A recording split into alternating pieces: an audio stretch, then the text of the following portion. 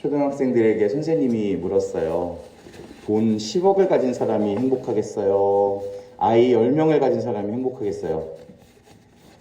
어르신들은 어떠세요? 아이 10명 가지고 행복해. 아, 정말요? 아이 10명 있어도 다 속만 새기고 필요도 없고 그렇지 않으세요? 아니에요. 아니에요. 다 재산이에요. 자손은 다 재산이다. 아멘. 네, 정말 질문이 좀 잘못됐어요. 이거 어떻게 행복한지 안 행복한지를 어떻게 알겠어요. 근데 초등학생 한 명이 우리 할머니처럼 아이 10명 가진 사람이요 라고 했대요. 너무 기특해가지고 선생님이 왜 그러냐고 물었더니 돈 10억 가진 사람은 더 갖고 싶어 할 텐데 아이 10명 가진 사람은 더 안 갖고 싶어 할 것 같아서요. 그랬대요. 맞는 말인데? 그렇잖아요. 세상 것들은 아무리 많이 가져도 만족할 수가 없어요. 하느님만 계시면 우리는 모든 것이 다 충만해야 하는데 세상 것들을 갖고 싶고 또 가져야 하기 때문에 우리는 늘 불만족한 상황 속에서 살아가고 있어요. 불만족이라는 것은 행복할 수 없다라는 것이거든요. 그래서 인간은 늘 행복을 바라지만 결국에는 행복할 수 없는 존재. 세상에 있는 행복이 다가 아니라는 것을 알게 되면 그만큼이라도 행복할 수는 있어요. 하지만 진정한 행복은 우리는 하느님 안에서밖에는 찾을 수가 없어요. 우리 제자들이 지금 딱 그때에 있어요. 그 기로에 서 있어요. 루카복음의 마지막 구절이 이제 곧 나올 거예요. 그 바로 전 구절이거든요. 그러면 루카가 정말 방대한 24장에 걸쳐서 자기의 이야기를 했다면 이제는 자기가 하고 싶은 말을 좀 정리하고 끝내야 되잖아요. 잘 마무리를 지어가야 할 텐데 오늘 보면 마무리를 짓긴커녕 새롭게 다시 시작하고 있어요. 이것을 묵상하게 되었습니다. 오늘 47절을 보시면 죄의 용서를 위한 회개가 이제 너희가 있는 이 예루살렘으로부터 시작하여 모든 민족 끝까지 선포되어야 한다. 이거는 끝내자는 게 아니라 다시 시작하자는 것 같아요. 그래서 이 새로운 이야기를 이어가기 위해서 50절을 루카는 짓는데 예수님께서는 그들을 베타니아 근처까지 데리고 가신 다음 손을 드시어 그들에게 강복하셨다. 그렇게 하늘로 올라가셨다. 우리가 예수님 승천 대축일 날 이 대목을 또 읽을 거거든요.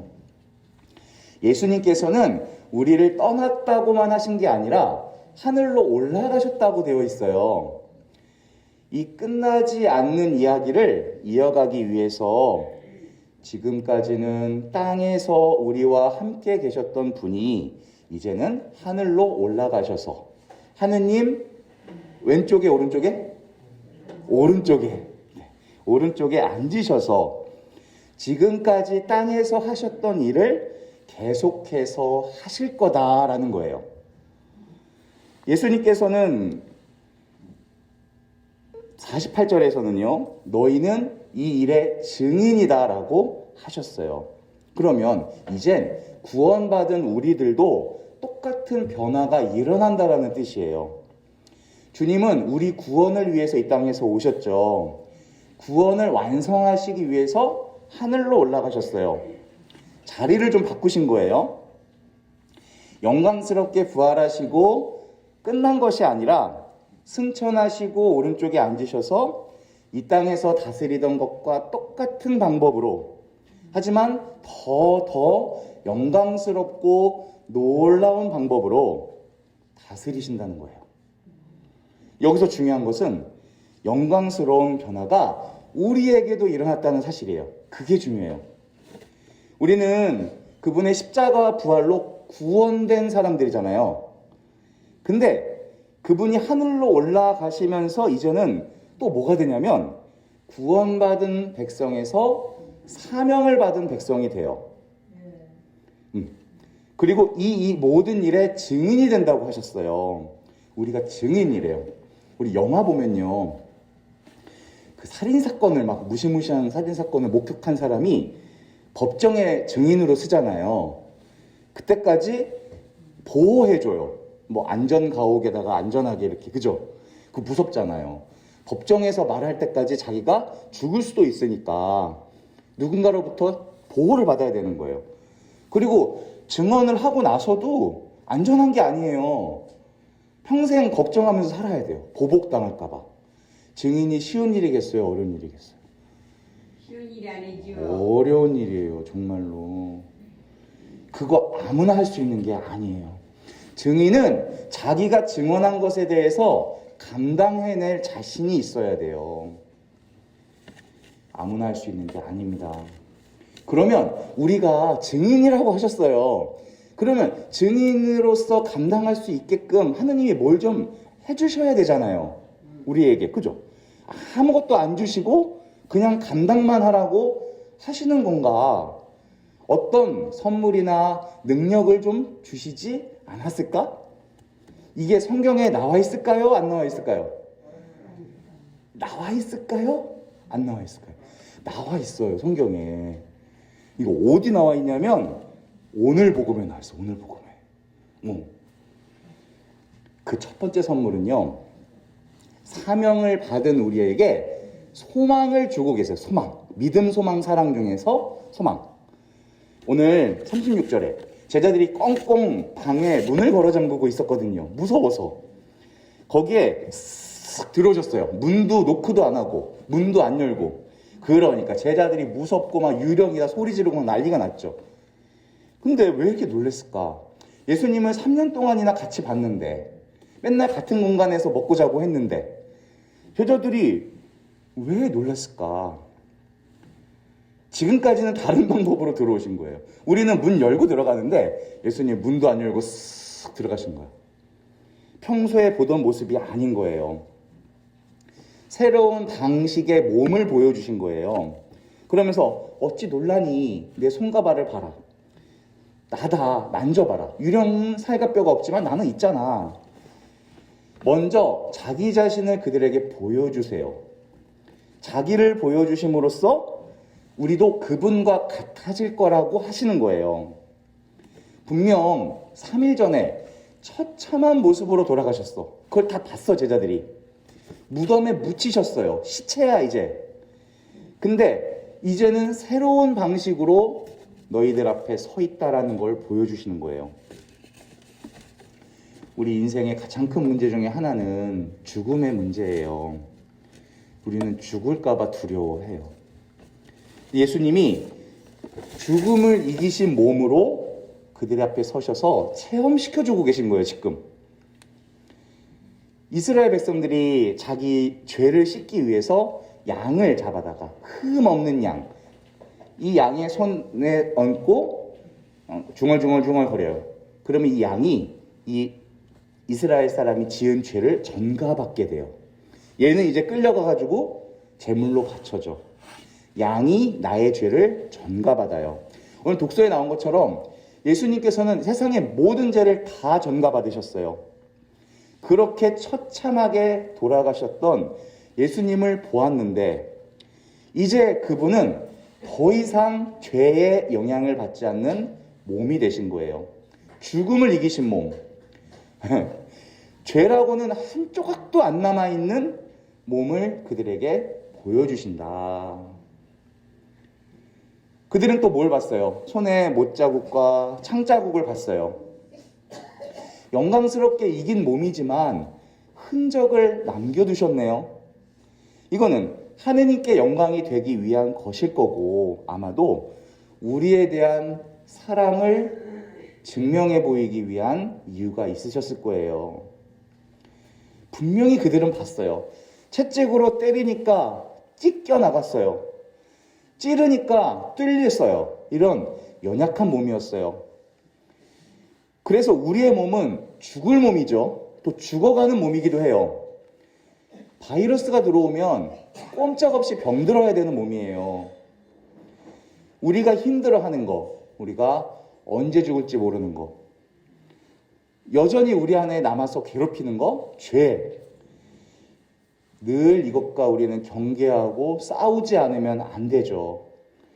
어제는 그리스도인 같았는데 오늘 싸우지 않으면 또다시 세상 사람 같아져요. 죄인 같은 모습으로 또 바뀌어요.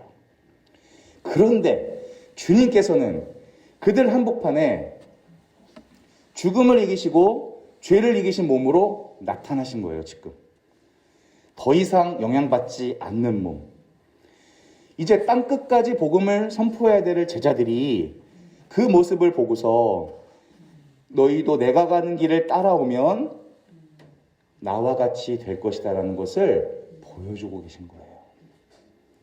더 이상 무서워할 게 없다고, 더 이상 늙어 죽을 걱정하지 말라고, 내 안에 죄가 남아 있어도 주님은 그걸 통해서 나를 완성시켜 주실 거라고, 이런 소망을 우리에게 주신 거예요. 아멘. 제자들이 그러니까 다락방 문을 열고 뛰쳐나가죠. 그래서 그런 거예요. 그리고 증인이 된 사명을 받은 우리에게 두 번째 또 주시는 게 있어요. 이거는 능력이에요, 능력. 이게 사실 오늘 복음의 하이라이트예요. 하느님이 우리에게 사명을 주시면서 사명을 감당할 능력을 함께 주신다는 것 되게 중요한 거예요. 무슨 능력일까요? 49절. 내 아버지께서 약속하신 분을 내가 너희에게 보내주겠다. 그러니 너희는 높은 데서 오는 힘을 입을 때까지 예루살렘에 머물러 있어라. 다시 한 번만, 여기서 사명을 다시 한 번만 생각해 볼게요. 우리 사명은 그리스도께서 이 땅에 계셨을 때 하셨던 그 일을 이어서 하는 거예요. 그분은 우리 구원을 위해서 우리 안에 하느님 나라를 세우시고 완성하신 분이에요. 완성해 가고 계신 분이에요. 그 일이 땅의 일일까요? 하늘의 일일까요? 땅의 일이요. 땅에서 하지만 하느님 나라의 일이에요. 그럼 우리 육체의 일일까요? 영적인 일일까요? 영적인 일이에요. 네, 굉장히 중요한 말씀 하셨어요. 이 모든 일의 증인이라고 하는 것은 이 땅에서 하셨던 하느님 나라의 일을 영적으로 우리가 하는 거예요. 고스란히.